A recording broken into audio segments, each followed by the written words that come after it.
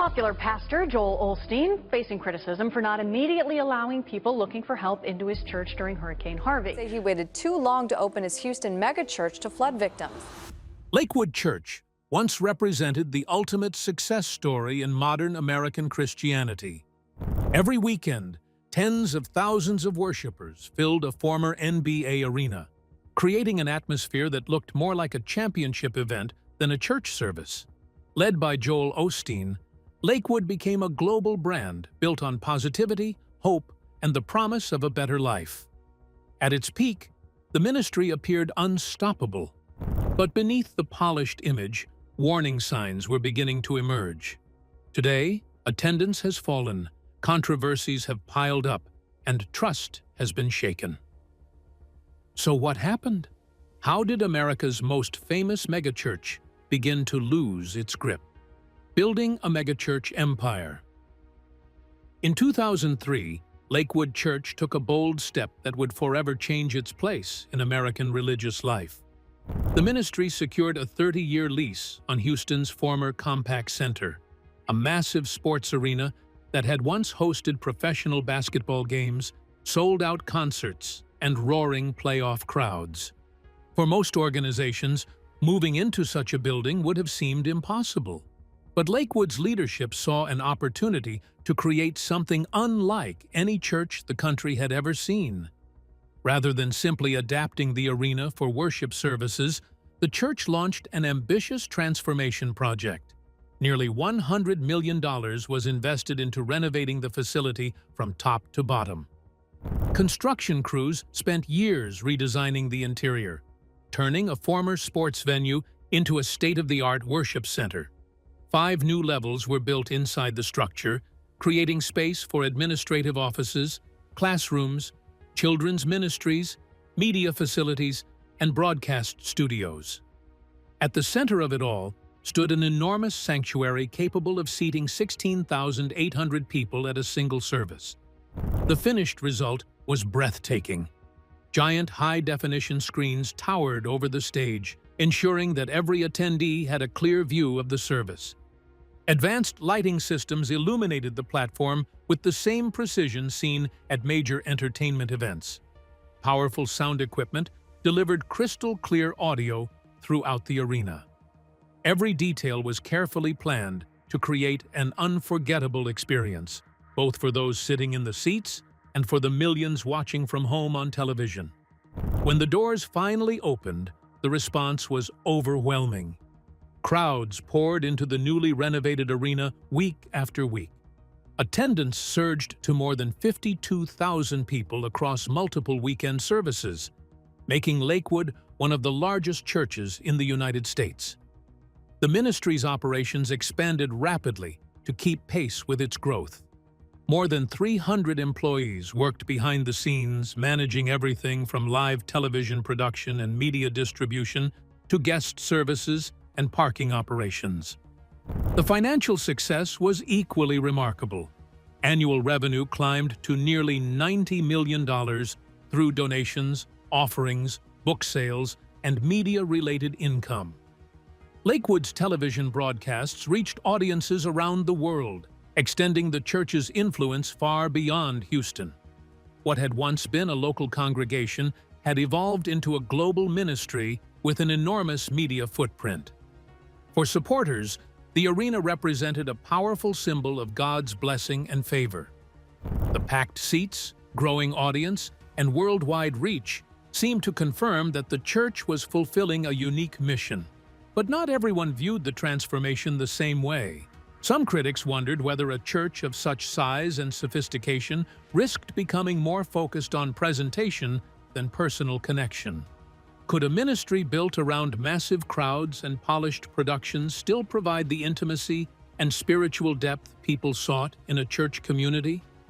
At the time, however, those concerns were largely drowned out by the church's extraordinary success. The arena was full, the ministry was flourishing, and Joel Osteen's popularity continued to rise.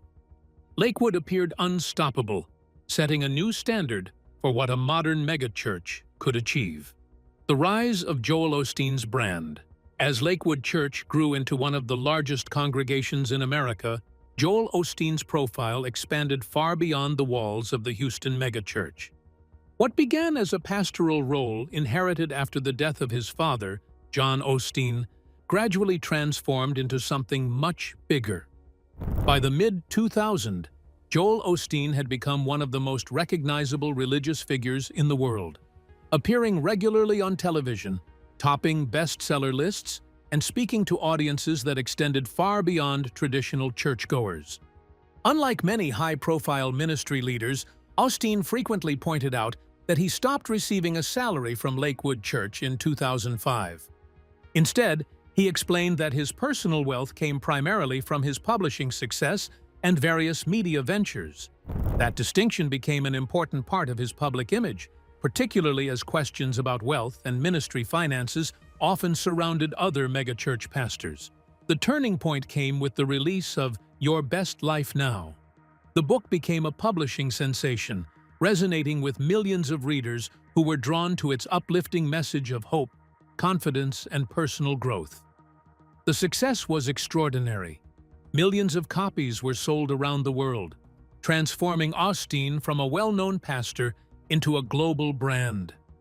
The book's popularity opened doors to additional publishing opportunities, and over the years, his combined book sales surpassed 20 million copies worldwide.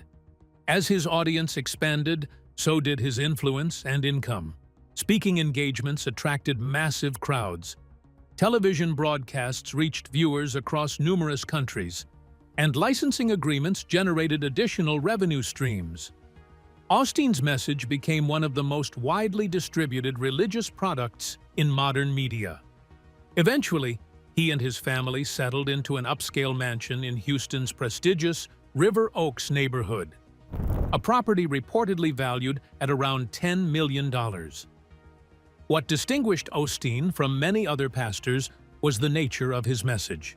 Rather than focusing heavily on themes such as sin, judgment, or theological controversy, he emphasized encouragement, positivity, and personal transformation.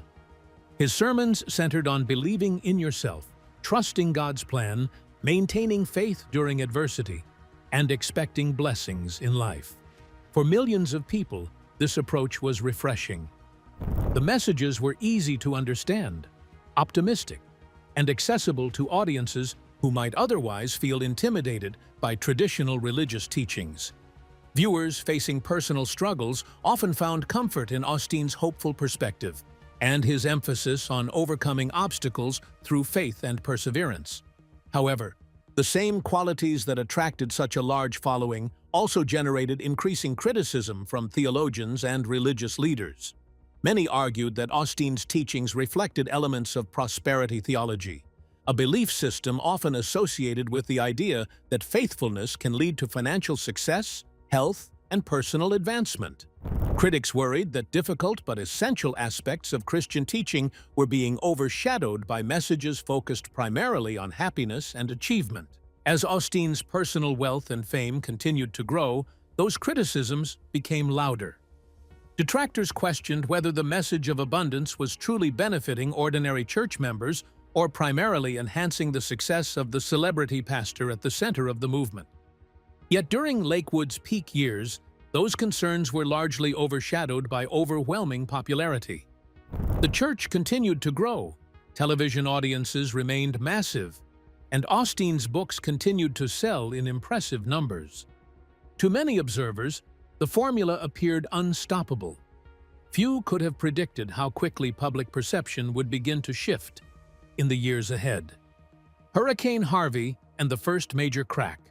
In August 2017, Hurricane Harvey unleashed catastrophic flooding across Houston and much of southeastern Texas. Entire neighborhoods disappeared beneath rising water as one of the most destructive storms in American history stalled over the region. Roads became rivers, homes were destroyed, and thousands of residents suddenly found themselves stranded with nowhere to go. Emergency shelters quickly filled as families sought safety from the relentless floodwaters. Across the city, schools, community centers, convention halls, and countless churches opened their doors to those in need. Volunteers worked around the clock to provide food, clothing, medical assistance, and temporary shelter. During those desperate days, many Houstonians looked to local institutions for leadership and support. Attention soon turned to Lakewood Church, one of the largest church facilities in the United States. With its massive former sports arena capable of holding thousands of people, many assumed it would immediately become a major shelter for flood victims. Given the church's enormous size and resources, expectations were high. However, as the storm continued, Lakewood remained closed. Church representatives initially stated that flooding concerns had made the building inaccessible. Social media posts suggested that the facility had been affected by rising water and that safety issues prevented it from being used as a shelter. For a brief period, many accepted the explanation. Then photos and videos began circulating online. Images taken around the church appeared to show dry parking lots, clear roadways, and entrances that did not seem to be surrounded by floodwater. Local reporters and social media users quickly shared the images, questioning why the massive facility remained closed while smaller organizations across Houston were actively assisting displaced residents. The controversy spread with remarkable speed. Within hours, criticism exploded across social media platforms. Hashtags demanding that Lakewood open its doors began trending nationwide. News organizations picked up the story, transforming what had initially been a local concern into a national debate.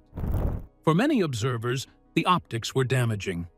While thousands of people were sleeping in emergency shelters and rescue crews were risking their lives to save stranded residents, one of the wealthiest and most visible churches in America appeared absent from the crisis. Whether that perception accurately reflected the situation became almost secondary. The narrative had already taken hold. As criticism mounted, pressure on church leadership intensified. Nearly 2 days after the controversy erupted, Lakewood announced that it would open its doors to assist evacuees. The church partnered with relief organizations and government agencies to provide shelter, distribute supplies, and support recovery efforts. Soon, the massive facility began housing displaced residents and serving as a hub for humanitarian assistance. Joel Osteen later defended the church's response in multiple interviews. He explained that concerns about safety, flood conditions in certain areas of the property, and coordination with emergency officials had influenced the initial decision. According to Osteen, Lakewood had never intended to refuse help and had always planned to assist once conditions allowed. But for many critics, the explanation arrived too late. The images of dry parking lots and locked doors had already become embedded in the public consciousness.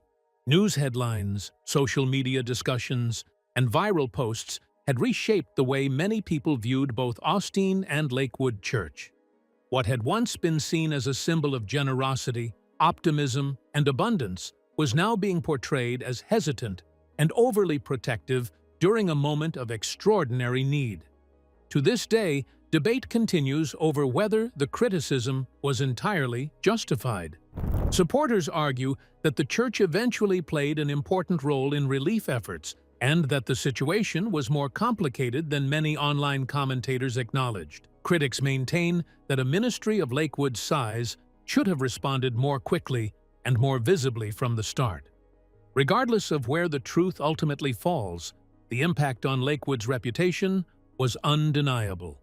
The Hurricane Harvey controversy marked the first major public relations crisis that truly penetrated the church's carefully crafted image. For millions of people, it raised uncomfortable questions about priorities, leadership, and whether the church's message of generosity fully aligned with its actions. More importantly, it exposed vulnerabilities that had long remained hidden behind packed crowds, polished productions, and uplifting sermons. For many observers, Hurricane Harvey represented the moment when the first significant crack appeared in Lakewood Church's seemingly unshakable foundation. Growing criticism and the pandemic shock. In the years following Hurricane Harvey, The criticism surrounding Lakewood Church began to extend far beyond questions about disaster response. Increasingly, the focus shifted to the church's teachings and whether its message still reflected the core principles of Christianity. What had once been a debate confined mostly to theological circles was now reaching a much broader audience. Among the most vocal critics was Michael Horton, a respected theologian and professor at Westminster Seminary, California. Through interviews, articles, and public discussions, Horton argued that Joel Osteen's sermons emphasized personal happiness and self-improvement at the expense of traditional Christian teachings. According to Horton, Christianity's central message of sin, grace, redemption, and sacrifice was often replaced by messages centered on success, positivity, and personal fulfillment. He warned that faith was being presented less as a path to spiritual transformation and more as a tool for achieving a better life. Another influential critic, John MacArthur, expressed even stronger concerns. MacArthur argued that Lakewood's approach focused heavily on making people feel encouraged while avoiding difficult subjects such as repentance, suffering, and the cost of discipleship. He claimed that the church's sermons often resembled motivational speeches more than traditional biblical preaching. For critics like MacArthur, the issue was not simply style, but substance. They believed that important elements of the Christian faith were being overshadowed by a message designed for mass appeal. These concerns were not limited to outside observers. Some former staff members and volunteers reportedly voiced frustrations of their own. According to various accounts, there was significant pressure to maintain Lakewood's polished image and upbeat atmosphere. Every service was expected to run smoothly, every broadcast had to look professional, and every message needed to reinforce a sense of hope and optimism. While many appreciated that positive environment, some felt it left little room to address life's darker realities, including grief, doubt, loss, and suffering. Then came 2020. The COVID-19 pandemic brought an abrupt halt to many of the practices that had fueled Lakewood's success for years. Virtually overnight, the church's massive arena stood empty. The thousands of worshipers who once filled the seats every weekend disappeared as public gatherings were restricted across the country. Although Lakewood quickly shifted to online services and continued broadcasting sermons, the atmosphere was dramatically different. The energy created by packed crowds, enthusiastic audiences, and large-scale productions was gone. For some critics, the transition exposed weaknesses that had previously been hidden by the excitement of the live experience. Without the roar of the crowd and the spectacle of a full arena, they argued that the message felt repetitive and less impactful. The pandemic also created serious financial challenges. Like many organizations, Lakewood experienced a decline in donations as economic uncertainty spread. Faced with maintaining a large staff and extensive operations, the church applied for and received approximately $4.4 million through the Federal Paycheck Protection Program, a government initiative designed to help employers retain workers during the crisis. The decision immediately sparked controversy. Critics questioned why a ministry that had generated tens of millions of dollars in annual revenue would seek taxpayer-funded assistance. As public criticism intensified, Lakewood ultimately returned the entire loan. The episode reinforced a growing perception that the church's massive operation was more vulnerable than it appeared. For many observers, the pandemic revealed how dependent Lakewood had become on large crowds, constant visibility, and a business model built around scale.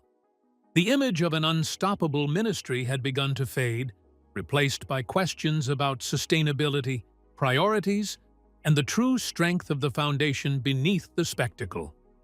Hidden money, violence, and declining trust. Just when it seemed Lakewood Church's controversies might finally be fading from public view, another shocking story emerged that reignited questions about accountability and oversight. In November 2021, a plumber performing routine repairs at the church made an unexpected discovery. Hidden behind a bathroom wall were hundreds of envelopes containing cash and checks.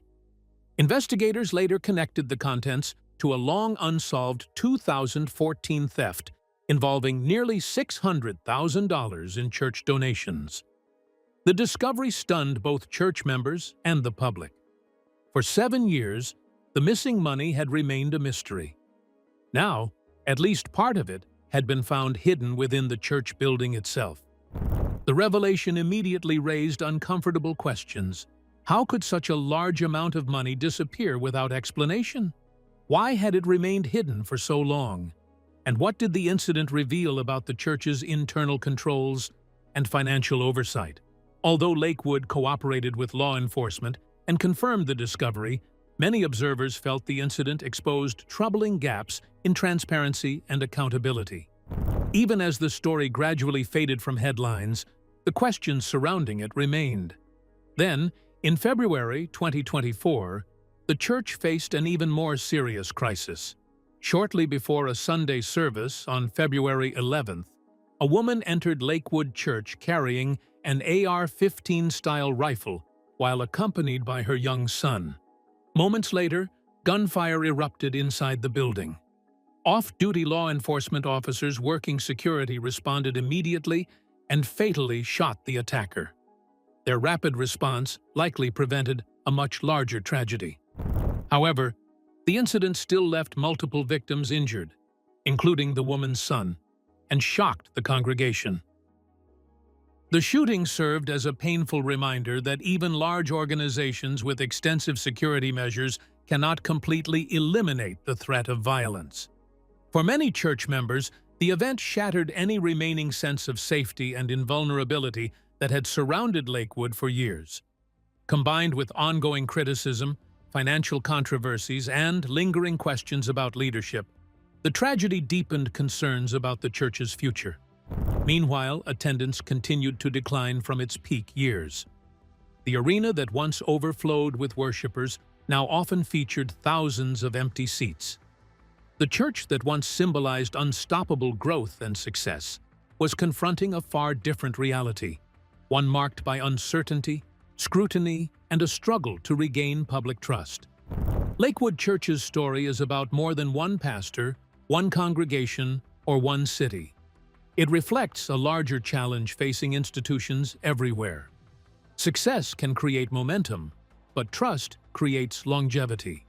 When organizations become known more for their image than their substance, even small cracks can eventually grow into major fractures.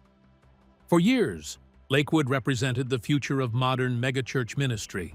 Its massive crowds, media reach, and financial success seemed to prove that the formula worked. But the controversies, criticisms, and crises of recent years have forced many people to reconsider what truly matters in faith communities. Whether Lakewood can rebuild confidence remains to be seen. One thing is certain: authenticity has become more valuable than spectacle. What do you think about Lakewood Church's rise and decline? Share your thoughts in the comments below. And if you enjoyed this video, don't forget to like and subscribe for more stories exploring the people, institutions, and events making headlines around the world.